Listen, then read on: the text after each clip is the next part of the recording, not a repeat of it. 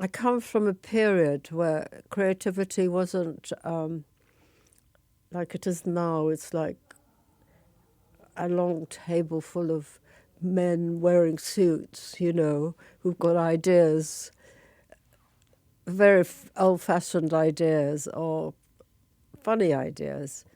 But I've noticed on Netflix, the documentary part is growing like mad. Have you noticed that? Yes. Yeah, tremendous. I sometimes, about heels, about shoes, about sort of, it's really interesting. So you think that is creativity is on high right now? Yes, yes. Compared to when you were first starting? No, I mean, we started because there was no creativity. There was nothing. There was nothing to be creative about. We started with, after the war, in 1964, in England, where there was nothing.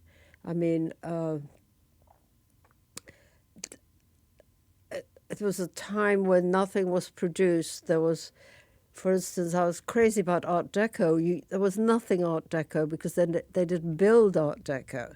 You were only using old buildings and reshuffling them inside, which was wonderful. But sometimes you need to go forward, and it was terrible. You have no idea. There was no food. You went to a restaurant and you got baked beans on toast.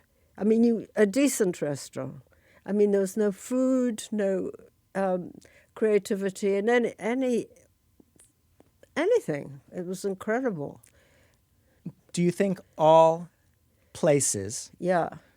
have this moment Yeah. in which there's a severe lack of anything and anything fresh? I think that was particularly because of World War II.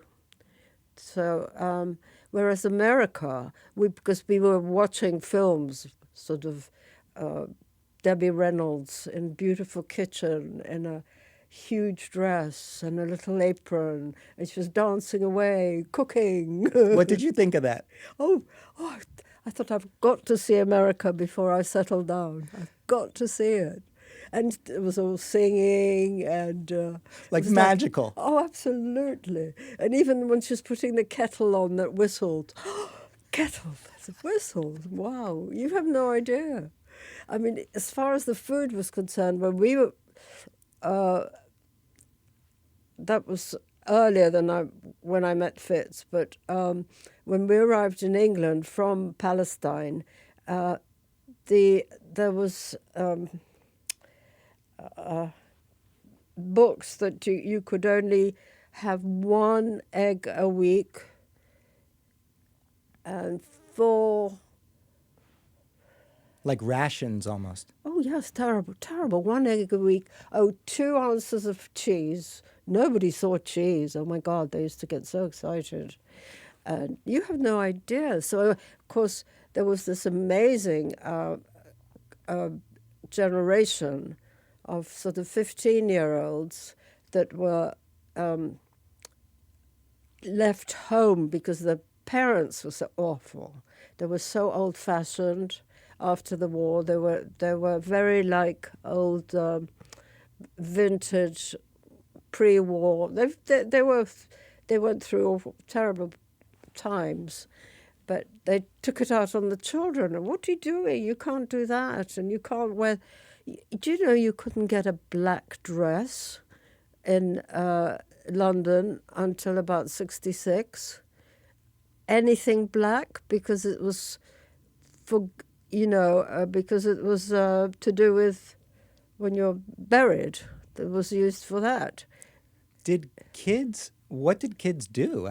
What happens when you're so suppressed from new... Well, they were going bonkers, but yeah. Of course the big thing in London was the music. You see, all the guys from all the outside came in too, from up north, all the bands and the Beatles and the whole lot came. So it was just thousands and thousands of all to do with music, and going out at night and dancing. Do you think that this pent up Energy. Energy. Oh yeah. released through the music? Also, to get away from these awful grown-ups. Right. The adults were just terrible. Mind you, they went through terrible time. And also there were no fathers because they all got killed during the war, you see. So there was this weird imbalance of sort of women who were very depressed, older mums. So No. did you end up joining that music movement crowd? But that by then, I had met Fitz. That I found that I went to art school, and I had this aunt who was a terror, one of these terrors that was. She was like a sort of beauty queen of the 30s, and everything I did was wrong, and this was wrong, and this was wrong, and I looked like a slut all the time. Did she live nearby? What? Did Yes. she live I used to have to go there every Sunday, and she would look you over and like, just terrible. What are the shoes you're wearing? And everything was terrible. Just being mean. Oh, yes. Didn't understand, but it's very interesting. I'll tell you later with her, for instance. But then, by then I had been to art school, and after art school, there was fantastic jobs illustrating, because there weren't photography, illustrating as fashion illustration, because there were no photographers that went to the fashion shows in Paris. So I got to know all the editors, and they were. I used to go like Christian Dior, Balenciaga, Givenchy, all those huge people, and it was so boring. I can't tell you, because everything was designed for ladies who lunch, so sort of 40. High society. What? High Yes. society. But there would be just like one dress with 3 buttons. 3 buttons, 3 buttons. And so you're drawing these Yes. at the shows. You bring your paper and your pencil. Yeah. Now, after the show, you were given you could order a mannequin, model, and then you would sketch it, and then they would print it. But they weren't allowed to use. They weren't allowed to use the artwork for 3 months, so that it wouldn't be copied. Right. For the clothes, because the whole of the fashion shows was full of American buyers who would spend like $3,000 for a seat, which was a lot of money in those days. And what they did was, from all the big department stores, and mostly department stores, and they would were given for the $3,000. They had they could pick a garment, a style, which they were then given a pattern and all the samples and everything. So that was For the exclusive on it. Or Yes. Something. Okay. So, which was really interesting, actually, because that's why nobody could. The press used to go bonkers. They couldn't use the if there was something nice, and the clothes were so awful. I can't tell you. I was like, So you already knew this. You knew it was awful. Immediately. oh yeah. Even though you're told that this is the world of fashion, this is what you're supposed to look up Oh, to. yeah. You're like, this is Absolutely ugly. awful. Well, I was 16, 17. I didn't want to wear all this old bag's Right. clothes. And except what happens, and then what happens, Audrey Hepburn, Givenchy works with Audrey Hepburn, and she just changed the whole life for all the young people. How? because she used to work with him on her clothes. So in the films, she was wearing all these incredible clothes, and she was very skinny, and she had the right shoes. And I used to spend like months looking for a pair of shoes that was just simple pumps. I mean, you've no idea how bad things were. And we used to just in love with her. And then one day I was going to Givenchy because I was doing some illustrations. How old are you at this point? About 17, Okay. 18. And there in the elevator is Audrey Hepburn. It's a tiny little elevator, and she was so fabulous. She was. What did you do? I was crying. Really? Yes. Did you say anything? She was so sweet, and she was such a superstar. Beyond, she was a god, fashion god. Did you say anything in the end? Oh, couldn't. But you went up to her to say something and nothing came out? I was just looking at what she's wearing. That's trying to remember it all. Like the elevator we took just earlier. Yes. I'm observing how there's all the padding around. I'm saying this Yes. would be a good elevator to go crazy. Yeah. And meanwhile, you got your head Yeah. down looking at the girl's shoes. Yeah, and whatever she was wearing, because she was working with Givenchy on her costumes for the films too. So then he suddenly was doing really young clothes, which was like, oh, it was amazing. It was incredible. It was like the god came. And funny enough, when I met Fitz, my husband, who was in advertising, and he was very into. It was exactly the same, the advertising at that time as it online, but it was on. They would print catalogues of fashion and things. So it was exactly the same thing, but it was slower. And he said to me, you've got to go back into fashion, because I was doing illustration, and that was starting to die because the photography was coming in. So you, as the illustrator, your craft is about to be made obsolete. Yes, absolutely. So yeah. you got, or Fitz gave you a little heads up, Yeah, a nudge? because he knows what the future's coming. Because he was doing a lot of advertising for recruitment for young people, because most young people, like he was exactly the same age as me, they had to do 2 years in the army, all of them, which was wonderful for marriage, because they were really well trained. And then, so he was he said, you've got to try and go back into designing. Because when I was at art school, you did a lot of designing and things. I mean, sort of drawings and illustrations and things like that. And anyway, so we, one of the editors, who are Felicity Green, who was very big and very powerful, sort of did a young page, and she said, Barbara, I want to see you. So I said, yes, Felicity, I'm coming. And she said, I want you to design a dress for 25 shillings, which is $1.05. I said, yes, of course. When I got home in the evening, I said, never price anything without me there. Never approved the No. Yeah. So did you do it? But hold on, it wasn't like that at all.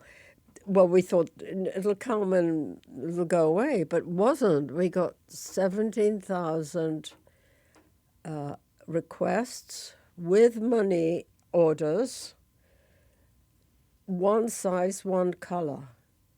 Unbelievable. And it was a gingham, which is what Brigitte Bardot was wearing in Saint-Tropez, but hers was pale pink. And of course, never realized that gingham is very slow producing because it's woven, it's not printed. So we had these sacks of money. Wait, but I want to when you went home with that project, I am going to design this dress. Where did you start? Or did you know exactly what you wanted? Yes, Already? well, because I knew it had to be 2 seams and a dart. What's a dart? What? What's a dart? Boob.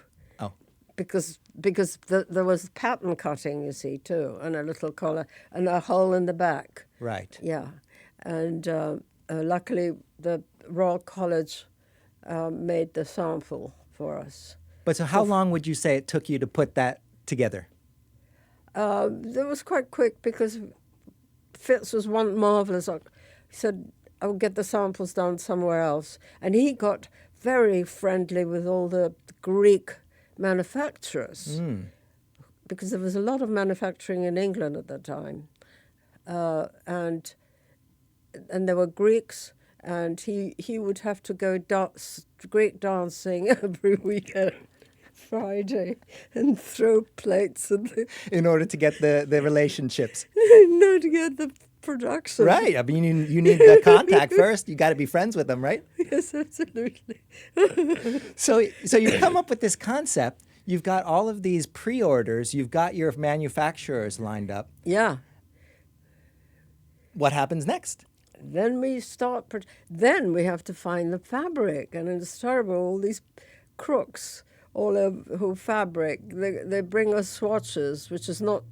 There were the sort of tablecloth red swatches, you know. Of this is supposed to be pale pink, Bridget Bardot look. You see, oh my God, and that was absolute agony. And eventually, we found a place up in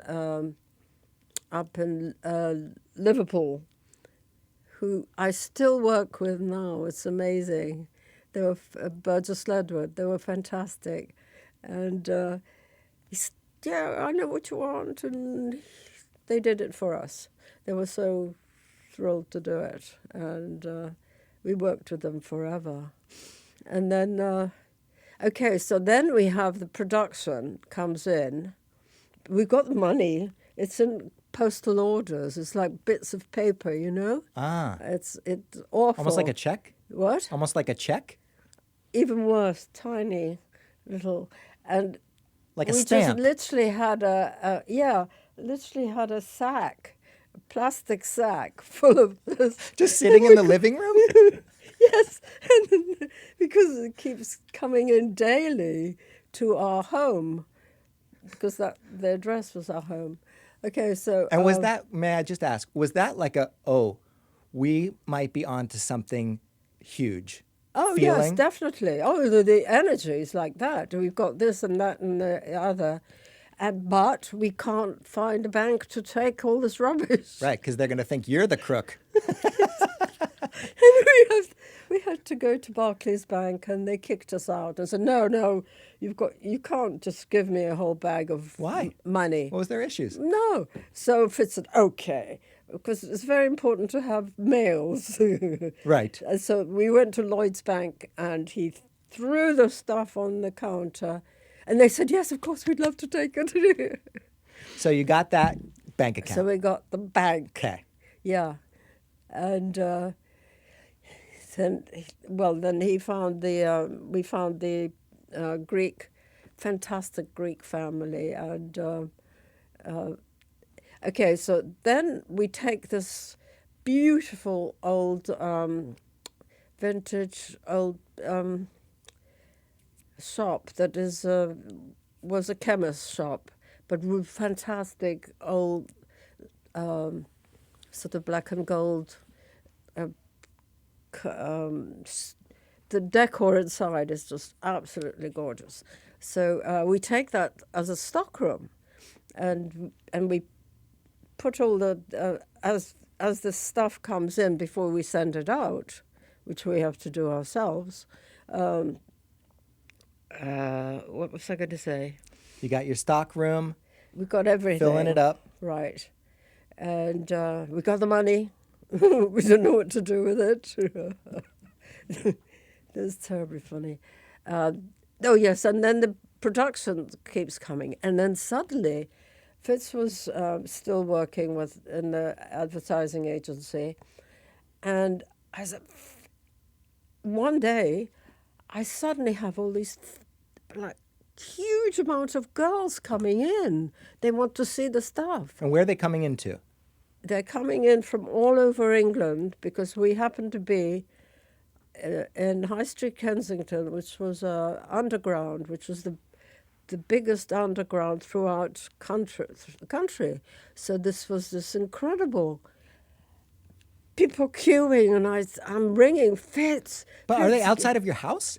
No, this is the office The storage room. no, the chemist that we took The stock as a room. stock room. Got it. So they're lined up down the street. Yes, and I'm just like having heart attacks, and it was absolutely amazing. I mean, the high was fabulous, and then we got so much press, and then we have to do more stuff. Did it have a name? What? Did the dress have Then Fitz turns around to me and he said, because we had to do a copy for the dress and everything, he said, "What name do you want?" And I thought, oh God, I don't know. I'm never going to use my own name because you lose it. I mean, and so I had a sister. One of my sisters was, used to call her Biba because it was a Lithuanian name. And oh yes, so I said, come on, well, how about Biba? He said, I don't know. So I had a friend who was in Tatler magazine. She was the editor. She had a boyfriend who was a prince, Russian prince, and so she calls me in and she said, "Okay, we'll ask whatever his name is, what he thinks of the name," and he's such a fucking arsehole. And we go through the name, and he said, "Barbara, that's dreadful, that name." He said, "It's like what the cleaner's daughter, the name for a cleaner's daughter." And I said, "Yes, exactly what I want." Join our creative business community at HereGoesNothin.com.